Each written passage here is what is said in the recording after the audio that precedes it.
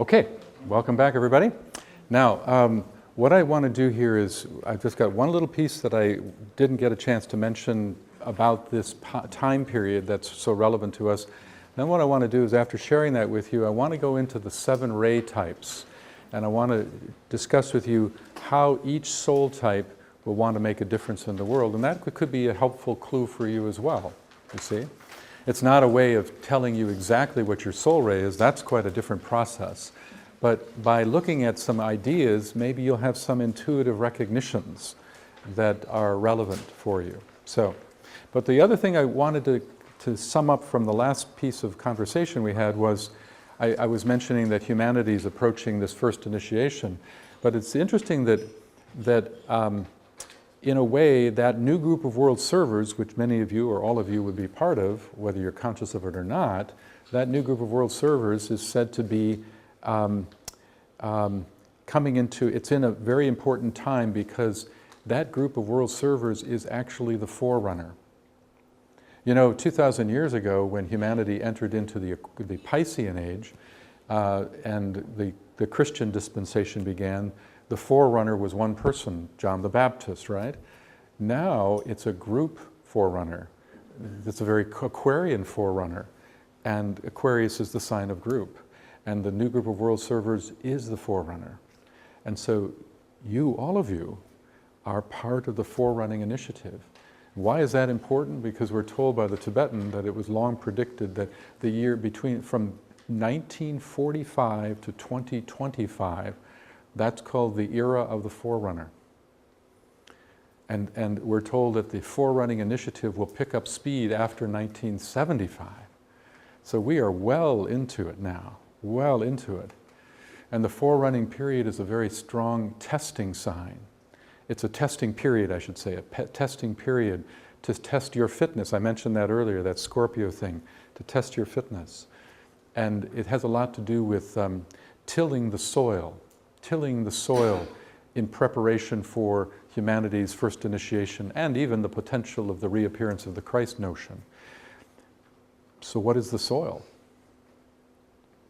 The soil is the soil of ideations, the soil of thoughts, ideas.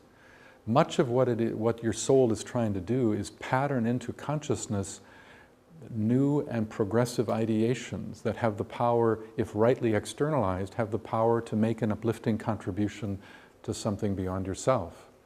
And so it's the tilling of the soil of thought in all the departments of humanity, politics, science, the arts, all of that. And that's what the forerunning initiative is really all about. And internally, you're being supported by the ashram. And also internally, energetically, you are being supported by the total group.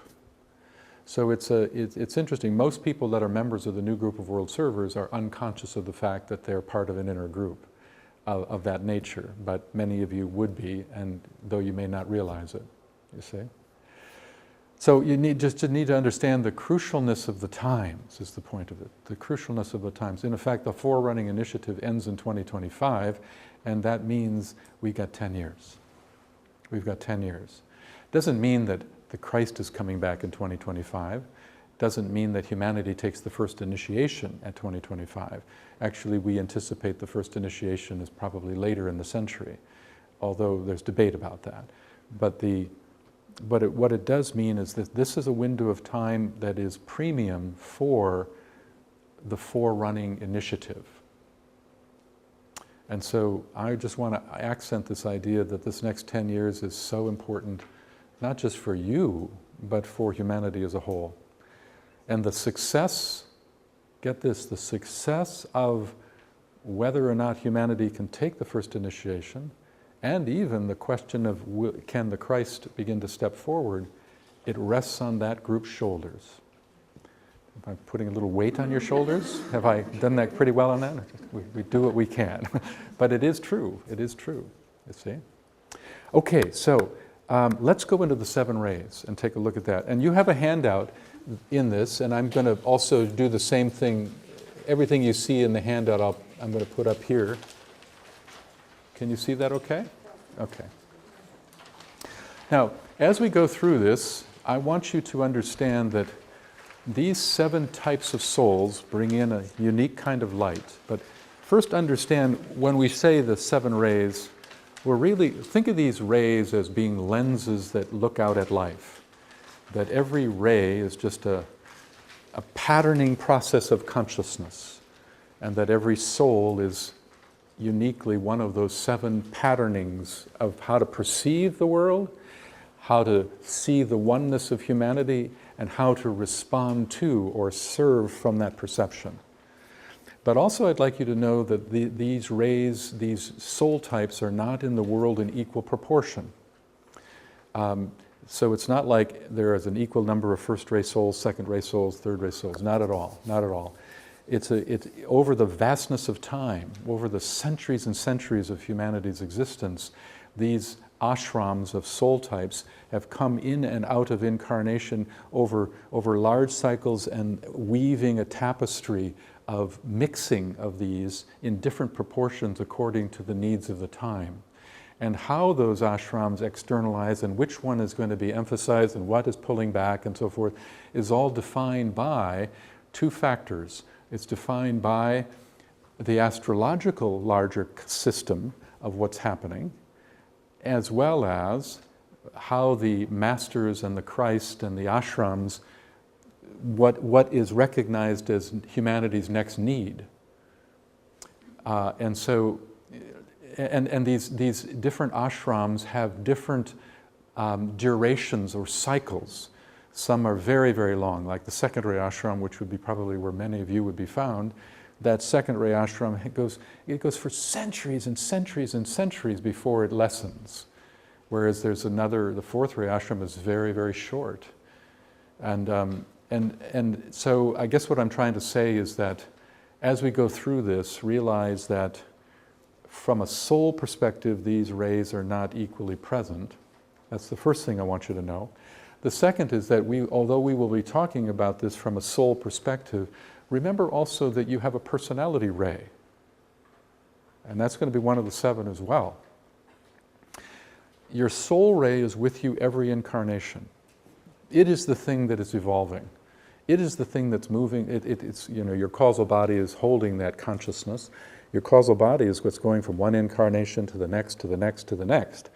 But every incarnation, that soul type, that soul will manifest an outer garment called personality, and that personality will be on a different ray line. So every incarnation you have a new personality ray, but all incarnations have the same soul ray. Get that? So the 2 of them together is really the story of your purpose. Your purpose is, of course, the soul ray, but what's the function of the personality? The personality is to be the outer agent on the soul's behalf. That's the goal. That's the only reason for personality, is to be the agent that carries the soul's wisdom through the mental field of outer life, through the emotional qualities of outer life, and through the physical dimension of life. So the soul needs that outer garment. It needs that personality. This philosophy has nothing to do with killing the personality. It's just trying to teach the personality to know what it is and what it's not. The personality tends to think it's an independent agent. It doesn't realize that it's merely an appendage. And it's about slowly conditioning it to understand that. So it's the combination, actually, of the 2. So for instance, let's say that a person had I'll make this up. Let's say you had a third-ray soul, which would incline you if you're on the path. The assumption is that we're talking about only people that are really awakening to their higher nature. A third-ray soul may incline that person to enter into the world of economics, speaking of that, and try to come forth with new and progressive patterns that support right distribution of resources for humanity. And in one incarnation, that individual might bring forth a 7th-ray personality, which it would incline that urge to also include a 7th-ray quality in the expression. So for instance, the 7th ray has a lot to do with good organization. So you have this urge to find new economic pattern, but brought forward with an emphasis on skill through organization and pattern and timing. That's 7th ray, you see? Whereas in another incarnation, that third ray soul in another incarnation may manifest its personality. I'm going to make this up. Let's say it's a sixth ray personality. Okay? Well, then you're going to have that same urge to find economic structures and patterns that are third ray-like, but now it's going to be using an instrument that has a lot to do with devotion and idealism. And so it's going to have a coloring of a kind of a loving devotional expression of these new and progressive ideas. Okay? So one is essence, one is essential, and the other is instrument of delivery. That's a way of looking at it, instrument of delivery. Both are important. One's more important from the point of view of multi-incarnational considerations. The other is important from a single incarnational perspective as a servant to the soul. Okay? So having said that, let's look at the first one. The ray of will and purpose. I'm just going to go through this with you. And I think you have this in your handout? Okay. Though all types of souls are shaped by destiny, none are more so than the first ray soul. Because the pervasive urge of this soul type is to move toward a purposeful objective, a sense of destiny will arise as a natural byproduct. The destiny of such a person has much to do with initiating new and powerful ideas in support of humanity's positive change. This is done with a heightened sense of will in order to overcome the inertia that is typically present within the human condition. Therefore, this type of individual is destined to incite change. Often destruction is necessary in this regard.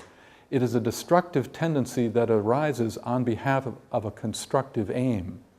Leadership, government, or various types of executive positions are typical gateways through which the first-ray individual finds his or her destiny. Such people are governed by the will to initiate. The will to initiate. And that's archetypally, you see that that's actually got a similarity to the sign of Aries. And Aries is a first-ray sign. And Aries is the sign that initiates. It's the first, it begins energy. Now, so I guess what this is really accenting is this idea that the first ray ashram is very, very naturally inclined to push new ideas forward. Now, from a soul perspective, they all are trying to do that, but the first ray has the strongest push energy because it is will. It is power. It is power. And humanity largely is governed by inertia. Governed by inertia.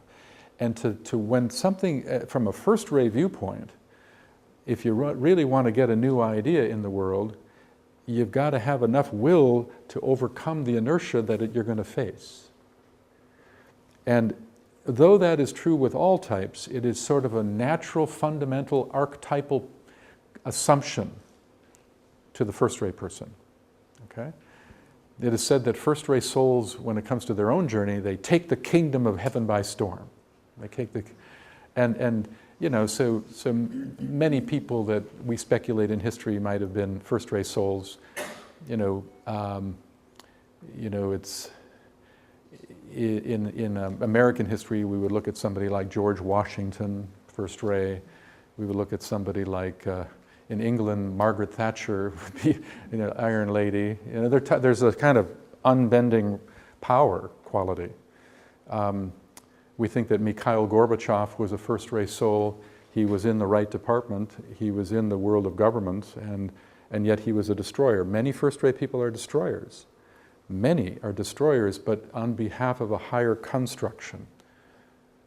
But a glamour of it, a distortion, and this is a whole other subject, but all the ray types, because they're trying to work through an imperfect instrument, those ray qualities can become distorted, and we call that glamour. And sometimes you can know your ray type more through the glamour and the distortion than the purity of it. So one of the glamours of the first ray is, a couple of them. Sometimes you get the tendency of destruction just for its own sake. Or you can have the idea of a tendency to wrongly impose your will upon others. You see? It can lead to the first ray in a real distorted way can be the tyrant. Like Adolf Hitler would have been a first ray soul. Saddam Hussein would have been a first ray soul, you see. But we see the great distortions of the first ray there. Anyway, so, you know, each one of these ashrams is headed by a great master. Now, do you know who the master is of the first ray ashram? It's a being that is called in the ancient literature the Master Morya. And the Master Morya was said to have lived the life of Solomon and also lived the life of Moses. And there's a whole esoteric philosophy, there's a whole stream that's based upon first ray people, so that the work of Helena Roerich and the Agni Yoga work is really the first ray stream of this. And that master once said about destruction, he said this, and he starts with the word we, meaning we the masters. He says, "We call destruction construction when it contains within it the seeds of the future." That's just to give you a flavor for this. Think about it, Seth. When you've had to make a big change in your life, your personal life, where you had to go through a difficult transition, maybe it was a partnership change, a career change, and you know you had to really face something, and you had to use your will to push yourself through. Right? You had to push yourself through. So we all know about will and how it can push you through something, push over the resistance of something. But imagine being a first ray soul. It's not just that you're pushing through on occasion when you have to. It's in the very fabric of the nature of that consciousness to do that. So the way you and I feel is probably I'd be surprised if we had any first ray souls in here, but who knows? I'm watching, I'm looking. But if we did, the idea is that for us, we know about invoking the first ray and what it feels like. And it's not comfortable a lot, but you get through. Imagine your whole higher nature is that. That's what a first ray soul's like. It's amazing when you think about it. Why did people like Hitler and some of the evil people that are damaging the world today, what is their purpose? Why are people that bad? Okay, so she's asking about why does first ray people like Adolf Hitler exist and why in the world today? Well, there's in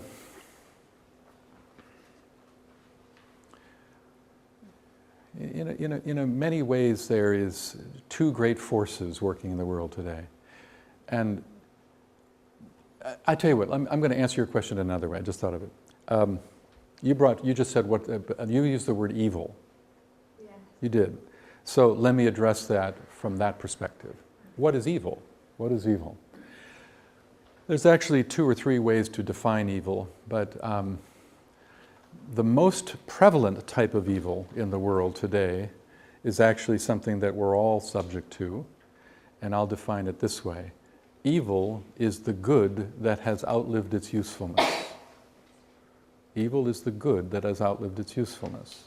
Meaning, much of what people call evil, and I don't think Hitler's in this category, by the way. I think Hitler's in a different category, but much of what people call evil today actually at one time was actually based upon progressive idea in the history. But now it's outlived its usefulness and it's regressive. There's the old saying, that which is your temple today will become your prison tomorrow. Well, a lot of things that we call evil are actually sort of archaic goodness. Like an example. Here's another example.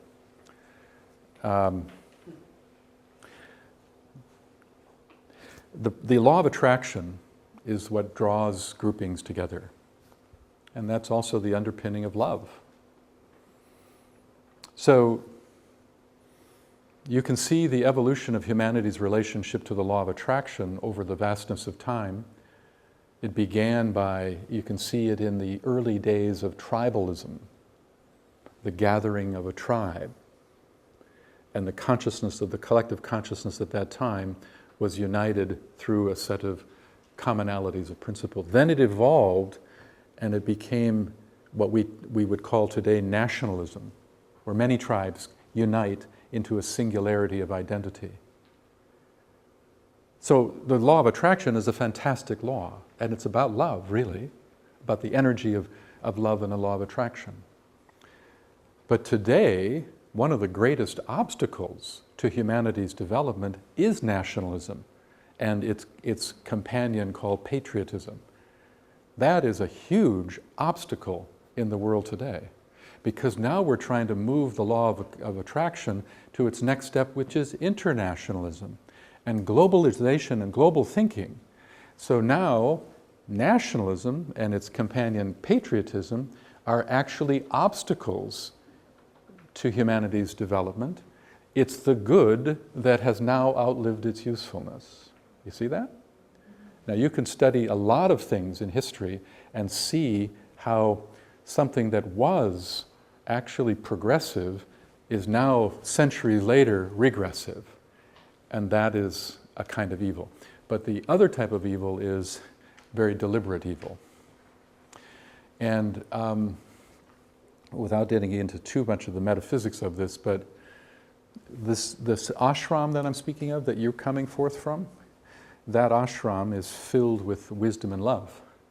But there's said to be an antithetical ashram that is, some people call it, in the old language they used to call it the Black Lodge.